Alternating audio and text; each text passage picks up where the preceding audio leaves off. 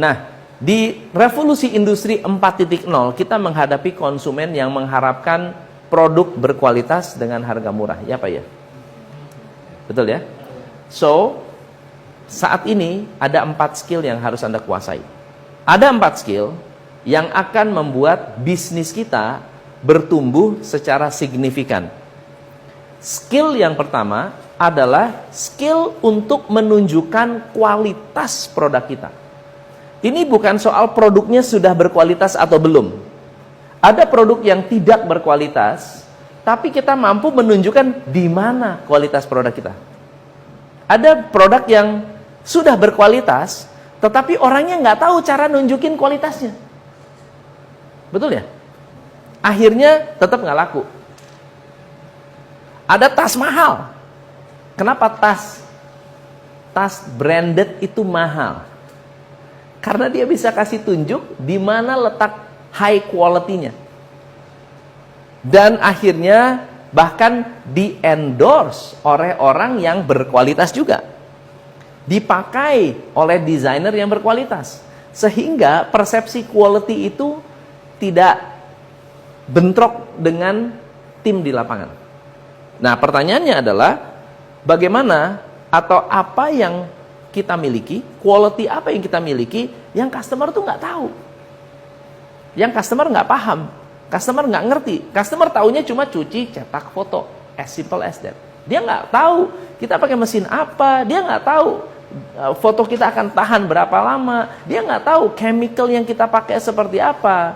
Karena dia pikir apa yang dilakukan Star Studio dengan apa yang dilakukan cuci cetak foto di pinggir jalan itu as equal, itu sama.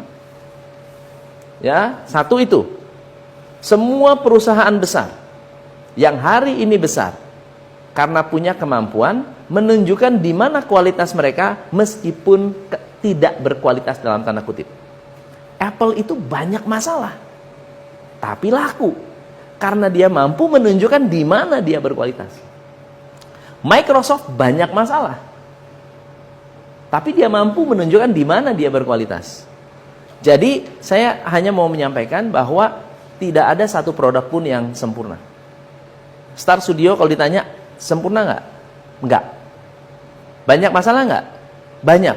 Tapi di antara sekian banyak masalah ada nggak kualitas kita? Ada. Pertanyaannya, bisa nggak kita nunjukin ke konsumen di mana kualitas kita? Ya. Yang kedua adalah tidak bisa tidak efisien. Zaman sekarang itu nggak bisa kalau nggak efisien. Kenapa nggak bisa nggak efisien? Karena harga bahan baku pasti naik. Efisiensi datang dari productivity. Mau efisien, produktif. Kalau nggak bisa produktif, kurangin orang. Kurangin orang, udah pasti itu. Udah nggak mungkin lagi bisa ditoleransi. Kerjanya rangkap. Tapi kalau mau orangnya banyak, harus menghasilkan. Betul ya? Menghasilkan apa? Menghasilkan sales, menghasilkan profit. Baru kita bisa bayar diri sendiri. Kan gitu ya? Kalau nggak percaya nanti cek aja total profit yang kita miliki dibagi jumlah karyawan. Kalau profit kita 100, kita bayar karyawan 100, berarti karyawan kita belum menghasilkan apa-apa. Karena minimum karyawan menghasilkan 6 kali profit. Ya, yang wajar. 3 kali itu oke. Ya, 4 kali good, 6 kali the best. Gitu, minimum yang kita harus kejar. Kalau 1:1 berarti ya pada dasarnya kita belum menghasilkan apa-apa. Jadi profit kita basically habis untuk bayar karyawan plus 50-50. Jadi kayak 50-50 sama perusahaan kan gitu ya. Masuk akal nggak? Kebayang nggak? Kalau saya punya satu karyawan, misalnya saya punya satu karyawan ya, penjualan 100 juta, cost kita 90 juta, sisa 10 juta. Betul nggak? Betul ya? Gajinya Nuni 5 juta. Betul ya? Berarti saya cuma bisa menikmati 5 juta. Betul ya? Ini 50-50 dengan kita. Sama aja kita 50-50 dengan karyawan. Is it worth it atau tidak? Nah, kalau nggak worth it, dia harus menghasilkan lebih. Kenapa? Karena resiko kita, resiko karyawan adalah 5 juta berbanding resiko yang kita keluarkan untuk perusahaan ini ada nggak? Berapa? Berapa investasinya?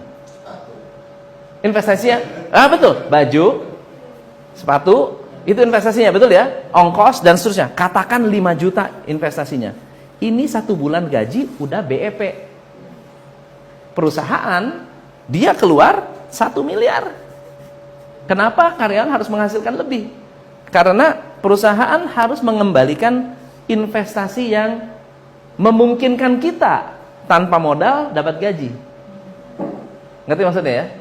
Kenapa harus melakukan itu? Karena kita harus mikir, perusahaan udah keluar 1M, kita ini gratis. Asal tukar waktu kita, dapat duit tiap bulan. Kalau nggak ada perusahaan, nggak ada kita, kan gitu ya kira-kira. Dalam bahasa kasarnya seperti itu. Kenapa harus lebih dari itu? Karena kita harus lebih efisien. Productivity itu menjadi penting. Nah, yang ketiga adalah apapun produk yang kita jual, goalnya adalah cash flow. Goalnya apa?